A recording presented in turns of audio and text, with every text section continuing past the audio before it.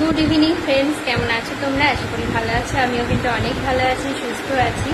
তো আজকে আমি হঠাৎ করেই সকালবেলা ও বাড়ি গেছি, কারণ এত পরিমাণ আমাদের এই বাড়িতে গরম, সেই জন্য থাকা যাচ্ছে না। আর ঐশীকে রাখতেও পারছি না, প্রচণ্ড শরীরে কষ্ট হচ্ছে, অসুস্থ হয়ে যাচ্ছে। তাহলে আমি ভেবেছিলাম যে রবিবার যাব, আর তাছাড়া আমি যেতামও কটা দিন বাদে, সেটা তোমাদের বলেও ছিলাম যে আমি কয়েকটা দিনের জন্য এসেছি। কিন্তু রবিবার যাওয়ার কথা ছিল, কিন্তু এত পরিমাণ গরম সেখানে থাকা যাচ্ছে না বলে আজকেই বাধ্য হয়ে হঠাৎ করে যেতে হলো। তো যাই হোক, এখন এসেছি সন্ধ্যেবেলা এই বাড়িতে। আমি যেহেতু হঠাৎ করে গেছি ওবেলা, এই জন্য মানে চারিদিক সব কিছু ছড়িয়ে ছিটিয়ে ছিল, কোনো কিছু প্রস্তুতি ছিল না। জাস্ট ওকে নিয়ে গেছি আর কিছু জামা কাপড় নিয়ে তাড়াতাড়ি করে চলে গেছি। আর প্রচণ্ড রোদ গরম বাড়ছে বেলায়, তাই জন্য আর বেশি মানে সব কিছু গুছিয়ে রেখে একভাবে যেতে পারিনি।